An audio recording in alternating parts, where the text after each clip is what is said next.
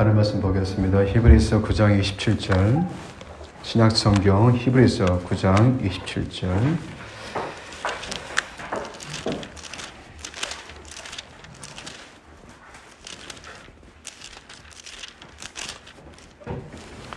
우리 함께 읽겠습니다. 시작. 한 번 죽는 것은 사람에게 정해진 것이요 후에는 심판이 있으리니. 아멘. 한 번 죽는 것은 사람에게 정한 이치입니다. 그렇습니다. 여러분과 저는 언젠가 반드시 죽게 됩니다. 죽음은 우리가 결코 어찌할 수 없는 한계 상황입니다. 여러분, 사람이 느끼는 두려움 중에서 가장 첫 번째는 죽음입니다. 죽음은 내 의식이 느낄 수 없는 어떤 그런 상황의 연속이 바로 죽음일까요? 죽음은 모든 것이 끝이고 마지막일까요? 오늘 성경 본문을 다시 한번 봅니다. 한 번 죽는 것은 사람에게 정한 이치요 그 후에는 뭡니까? 심판이 있다. 죽음으로 다 끝난 것이 아니라 죽음에 다시 살아나서 하나님의 심판 앞에 서게 된다는 겁니다. 여러분과 저처럼 예수를 믿고 성령을 거듭난 사람은 생명의 부활로 다시 살아날 것이고, 예수 믿지 않는 사람들은 영벌의 부활로 다시 살아날 것입니다. 그런데 예수님께서 요한복음 5장 29절에 이렇게 말씀하셨습니다. 하나님의 택한 자녀는 생명의 부활로, 그리고 하나님과 상관이 없는 사람은 심판의 부활로 다시 살아난다는 겁니다. 생명의 부활과 심판의 부활. 저와 여러분처럼 생명으로 부활할 성도들은 장차 로마서 14장 17절 말씀처럼 성령 하나님 안에서 거룩함과 기쁨과 평강의 옷을 입고 하나님의 영광의 보좌를 바라보면서 받은 상급에 걸맞는 자리에 서서 주신 멸류관 다시 하나님께 드리며 찬양할 겁니다. 그러나 심판의 부활로 하나님의 심판대 앞에 서게 될 인생들은 주상 같은 하나님 앞에 감히 얼굴을 들지 못하고 바들바들 떨면서 어떤 핑계도 대지 못하고 자기 죄를 스스로 짓고 하며 지옥으로 떨어질 겁니다. 예수님께서 지옥을 이렇게 묘사하셨습니다. 지옥은 불로 소금 치듯 하리라. 여러분, 소금을 불 속에 집어넣으면 어떻게 되겠습니까? 소금이 툭툭 튀는 것, 그것이 바로 지옥이라는 겁니다. 그리고 또 예수님께서 말씀하시기를 지옥은 바깥 어두운 데 내어 쫓겨 거기서 슬피 울며 가슴 치는 것이 바로 지옥이라는 거예요. 또 한 번에 예수님께서 누가복음 16장에 실제 있었던 사건을 비유로 말씀하신 게 있어요. 어떤 마을에 부자가 있었는데 부자가 날마다 고운 베옷을 입고 자색을 입고 자색옷을 입고 연락했다 그러죠. 그리고 그 집 대문 앞에 거지도 있었는데 둘이 죽었어. 부자는 지옥에 가고 거지는 천국에 있다는 거죠. 지옥에서 천국을 바라봤던 그 부자가 하나님께 이렇게 간청합니다. 하나님, 나사렛 손끝에 물 한 방울 찍어서 내 혀 좀 서늘케 하여 주옵소서. 내가 불 가운데 고통 속에 있습니다. 라고 간청을 합니다. 여러분, 하나님이 정말 인격적인 분이세요. 거지는 천국에 있었기 때문에 그 이름을 주님이 밝혔습니다. 나사로라고. 그러나 부자는 지옥에 있기 때문에 그 이름을 밝히지 않았습니다. 그 부자는 지금 이 시간도 지옥 불 속에 있는 겁니다. 그래서 이 세상에서 가장 큰 죄, 결정적인 죄는 바로 뭐냐면 예수님 안 믿는 죄입니다. 예수님 부활하셨습니다. 예수님께서 부활하신 증거 첫 번째가 바로 시간입니다. 하나님께서는 이 세상에 걸어놓으신 법칙이 있습니다. 그 중에 하나가 바로 시간이 경과되면 이 세상 모든 것의 진리가 밝혀지게 만드신 거예요. 예수님 부활하신 지 약 2000년 됐습니다. 만약에 예수님이 부활이 거짓이라면 이 2000년의 시간이 경과되면서 반드시 거짓으로 밝혀져야 됩니다. 시간은 반드시 진실을 밝혀냅니다.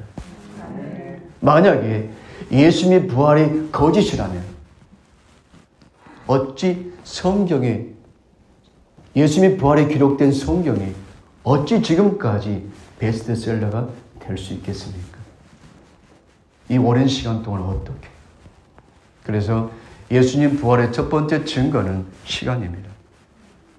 두 번째는 빈 무덤입니다. 여러분, 복음서를 기록한 사람이 몇 명입니까? 4명이죠. 마태, 마가, 누가, 그리고 요한입니다. 이 사복음서의 기자에게 성령께서 어떤 사건을, 어떤 내용을 기록하게 하셨는데, 내 복음서 기자에게 똑같이 기록하게 한 사건들이 있어요. 얼마 안 됩니다. 몇 개 안 돼요. 그 중에 하나가 뭐냐면 예수님께서 침례 요한에게 침례 받은 사건이 기록됐고요. 예수님께서 떡 5개와 생선 2마리로 기적을 베푸신 오병의 사건이 기록되어 있고, 그 다음에 결혼 유다가 예수님을 배신한 내용, 그리고 베드로가 예수님을 3번 부인한 그 사건만 기록되어 있고, 한 가지 추가된 게 바로 빈 무덤입니다. 이 예수님의 빈 무덤을 사복음서의 기자에게 공히 기록하게 만드셨습니다. 이유가 바로 뭘까요? 그것은 빈 무덤이 예수님의 부활의 그 확실한 증거라고 성령께서 강하게 우리에게 확증시켜주기 위해서 사복음서에 공히 기록하게 만드신 겁니다. 세 번째, 예수님께서 부활하신 증거 세 번째는 막달라 마리아입니다. 부활하신 예수님을 처음으로 목격한 사람이 바로 막달라 마리아인데, 성경에 그 여인은 7 귀신 들렸다가 고침받은 사람이에요. 전생에 의하면 그는 창녀였다고 합니다. 여러분, 이스라엘 사이에서 세리와 창녀는 사람 취급을 받지 않았어요. 그런데 왜 막달라 마리아를 최초의 목격자로 세웠냐 그거예요. 차라리 아리마대 요셉이라든지 바리새인 니고데모를 목격자로 세웠다면 훨씬 더 설득력이 있었을 겁니다. 근데 왜 창녀인 막달라 마리아를 예수 목격자의 첫 증인으로 세웠을까요? 그것은 예수님의 부활의 진정성을 더 밝히 드러내 보이고 싶었던 거예요. 왜요? 진실이니까. 진실은 시간이 지날수록 더욱더 선명해지기 때문입니다. 자, 예수님께서 부활하신 증거 3가지 뭐죠? 첫 번째는 시간, 두 번째는 빈 무덤, 세 번째는 막달라 마리아입니다. 예수님이 부활의 첫 열매가 되시고 저와 여러분 이제 장차 그 부활의 기쁨으로 동참하게 될 것입니다. 아멘. 할렐루야. 아멘. 하나님의 은혜와 축복입니다. 아멘이죠. 여러분, 초대교회 성도들이 전도할 때 전도 주 멘트가 무엇이었을까요? 아마 이랬을 거예요. 예수는 그리스도가, 그는 다시 살아나셨습니다. 그렇습니다. 이제 저와 여러분도 그들처럼 예수 부활의 증인으로 살아가야 됩니다. 자, 부활의 증인된 그 삶을 살기 위해서는 우리 속에 부활의 기쁨과 소망이 넘쳐야 됩니다. 왜냐하면 사람은 내게 있는 것을 줄 수밖에 없어요. 내게 없는 것은 천하 없어도 줄 수가 없는 겁니다. 그러므로 부활의 기쁨과 소망을 넘치게 내 속에 채워 넣어야 합니다. 예수님의 제자를 보겠습니다. 부활하신 예수님을 2번이나 만나 뵙거든요. 만족하지 못해요. 다시 이 직업으로 돌아갑니다. 그게 우리 모습입니다. 그러던 그들이 감람산에서 승천하신 예수님께서 마지막 하신 말씀 있죠. 사도행전 1장 4절. 너희는 예루살렘을 떠나지 말라. 아버지의 약속하신 것을 기다려라. 너희는 몇 날이 못 돼서 성령으로 침례를 받을 것이다. 한 번 더 강조하십니다. 1장 8절 말씀에 성령이 너에게 임하면 너희가 권능을 받고 예루살렘, 유다, 사마리아 땅 끝까지 내 증인된 삶을 살 수가 있다라고 말씀하십니다. 그 말씀을 듣고 그들이 마가 다락방에 가서 10일 동안 금식하면서 기도하면서 성령 침례를 받게 됩니다.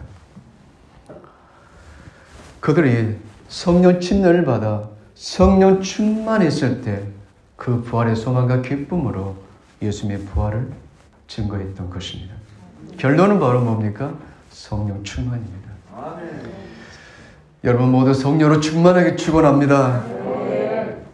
성령 충만을 사모해야 됩니다.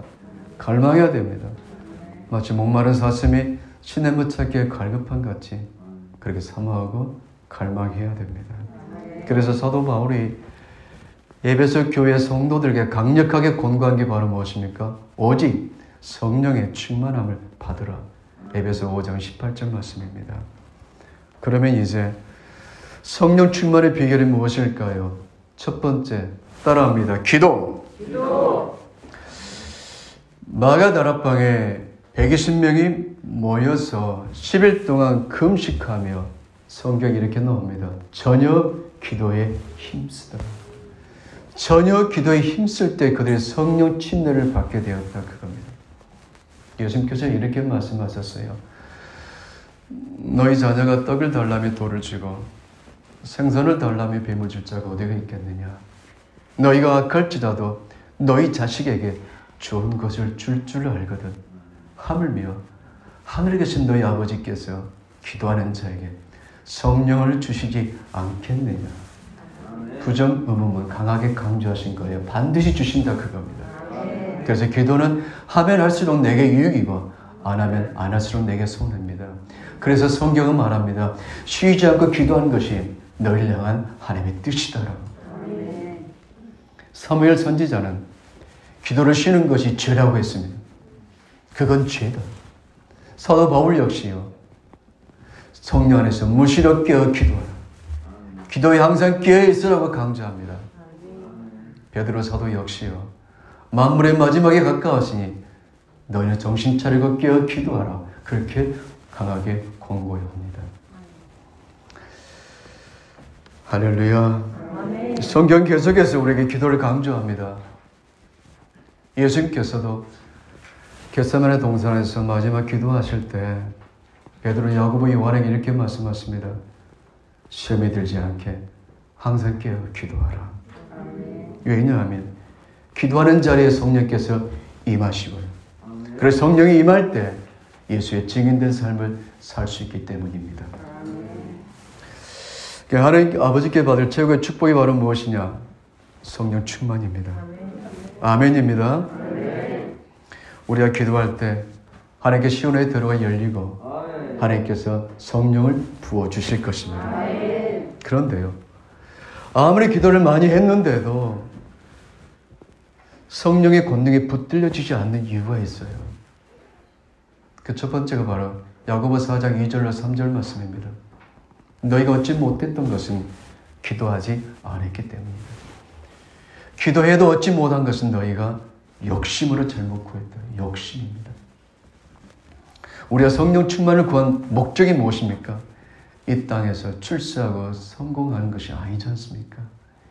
예수 그리스도의 부활의 증인된 삶을 살기 위해서 성령 충만을 구합니다. 그래서 성경은 말합니다. 어떤 모양이라도 욕심을 버려라. 아멘. 우리가 아무리 기도해도, 기도를 그렇게 많이 했는데도 성령의 권능에 붙들리지 못한 첫 번째 이유는 뭐라고요? 욕심입니다. 두 번째를 봅니다. 마가복음 11장 24절 말씀에 예수님이 이렇게 말씀하십니다. 무엇이든지 기도하고 구하는 것은 받은 줄로 믿으라. 그래야면 그대로 되리라. 그 다음에 예수님께서 25절에 이렇게 말씀하셨습니다. 너희가 서서 기도할 때 아무에게나 혐의가 있거든 용서하라 그럽니다. 주님은 기도 응답과 용서를 연결시켜버립니다. 용서해야지 기도의 줄을 타고 성령께서 우리와 함께 하십니다.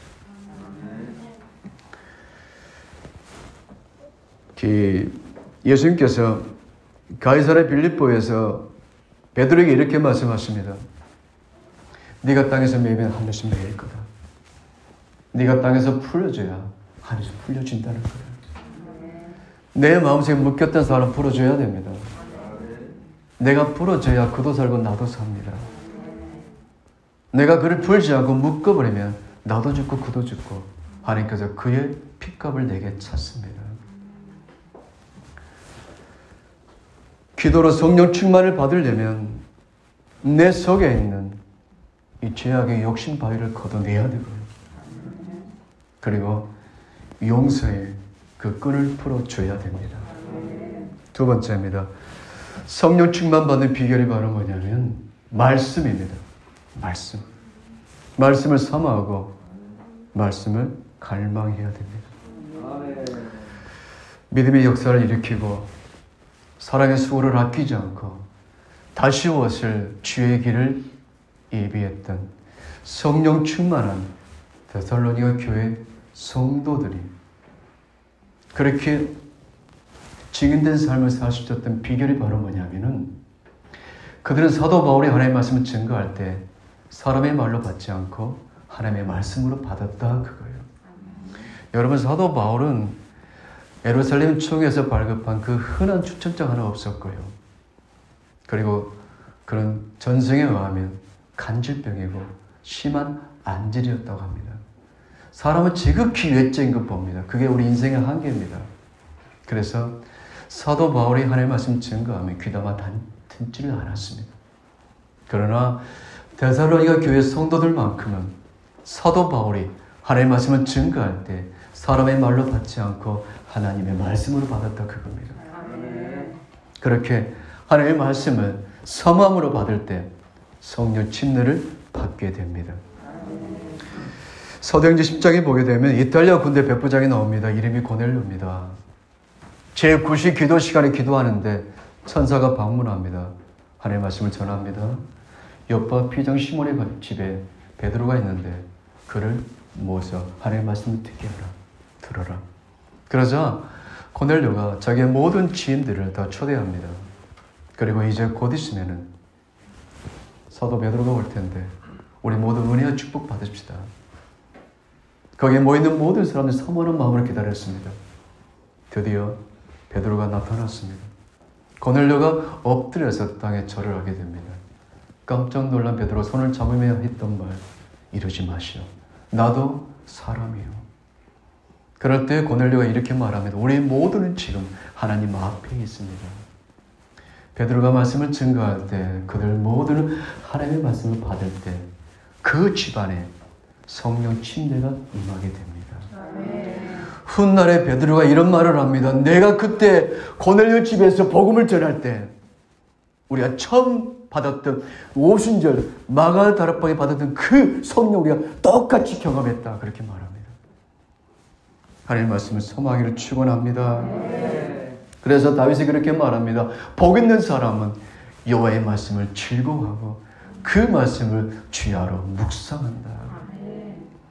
에베소 6장 17절 말씀 보면은 하나님의 말씀은 성령의 칼 그럽니다.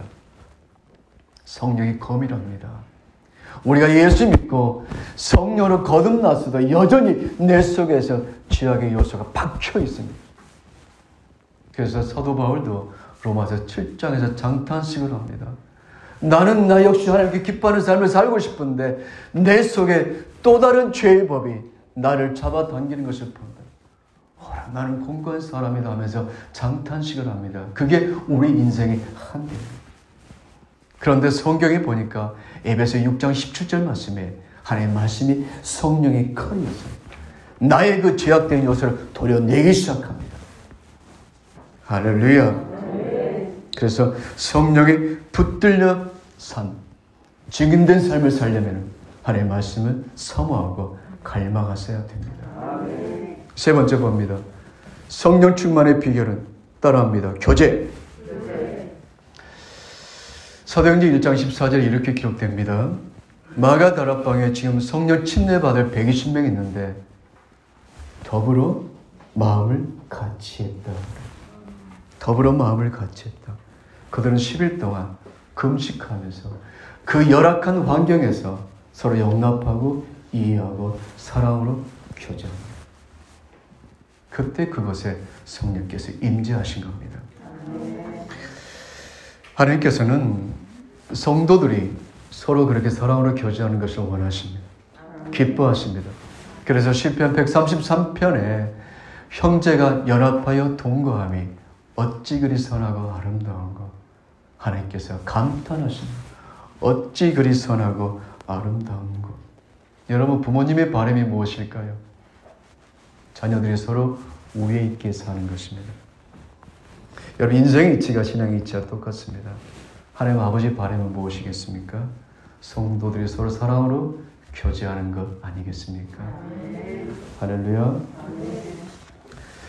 초대교회 성도들의 삶의 모습을 사도행전 2장 42절부터 나옵니다. 그들은 사도의 가르침을 받아 서로 교제하고 서로 나누고 날마다 마음을 같이하고 성전에 모이기를 힘쓰고 집에서 떡을 떼고 기쁨과 순전한 마음으로 음식을 먹고 하나님을 찬미하더라. 주님의 공동체 이렇게 회복돼야 합니다. 하나님은 하나님의 자녀들이 이러한 교제의 모습을 갖는 것을 원하십니다. 그러면 이러한 풍성한 교제를 위해서는 어떻게 해야 될까요? 비전이 같아야 됩니다. 비전이 다르고 꿈이 다르면 절대 함께 교제할 수가 없습니다. 우리 교회 비전이 무엇입니까? 양산천, 평양과 원산과 인천을 거점 도시로 세계 열방에 복음을 실어 나르는 선교 공동체 양산천. 이제 하나님께서 우리의 기도대로 평양 지하교회, 원산 지하교회 길을 열어주실 겁니다. 내가 느끼든 못 느끼든 하나님은 우리를 준비시키고 지금 계십니다. 여러분, 꿈이 같으면, 비전이 같으면 교제가 풍성해집니다. 그 꿈이 하나님께서 기뻐하신 기쁨이 된다면 성령 하나님께서 강력하게 역사하실 겁니다. 여러분, 성령 충만해야 하나님께서 기뻐하는 삶을 살 수 있고 하나님께서 맡겨진 사명 감당할 수 있고요. 그리고 결정적으로 부활의 증인된 삶을 살아갈 수가 있습니다. 기도와 말씀과 교제 놓치지 않길 축원합니다. 정리합니다. 여러분, 신생아가 엄마 배에서 나올 때 웃으면서 나왔다는 얘기 들어보신 적 있습니까? 기가 막힐 거예요. 그래서 저는 못 들어봤습니다. 신생아가 세상에 나올 때 전부 한결같이 울었답니다. 왜 울까요? 세상에 만만치 않은 거 알았을까요? 아무튼 그들이 세상에 나올 때 두 주먹 불끈 쥐고 나옵니다. 뭔가 해보겠다는 거예요. 근데 사람이 죽을 때는 다 두 손 펴고 죽더라고요. 사람이 죽을 때 입은 옷을 수의라고 그럽니다. 근데 수의는 주머니가 없어요. 우리 모두 빈손으로 돌아갑니다. 야고보 장로가 이렇게 말했습니다. 너희는 잠깐 보이다가 없어질 아침 안개와 같다. 야고보 4장 14절입니다. 이사야 선지자가 이렇게 말합니다. 너희는 잠깐 보이다가 쇠자나 풀과 같다. 그래요. 그게 우리 인생입니다. 우리는 이 땅에 소풍 나왔습니다. 아멘. 우리에게 주어진 이 남은 시간, 사대교회 성도들처럼 살았다는 이름은 있으나 실상은 죽어버린 성도가 되지 말고요. 차지도 않고 뜨겁지도 않은 미지근한 라오디게아 성도 같은 삶을 살지 말고요. 죽도록 충성했던 서머너 교회 성도, 성령 충만했던 그 서머너 교회 성도처럼 살다가 부활의 주님 앞에 다 만날 수 있길 축원합니다. 단 한 명도 낙오됨이 없이 우리 모두 다 그날에 다시 만날 그날을 소망하면서 성령 충만함으로 증인된 삶을 놓치지 않길 축원합니다. 기도합니다. 살아계신 아버지 하나님, 저희들 성령으로 충만케 하여서 증인된 삶을 살 수 있는 우리 모든 성도들 다 되게 하여 주옵소서. 예수 그리스도의 이름으로 축복하며 기도 올려옵나이다. 아멘.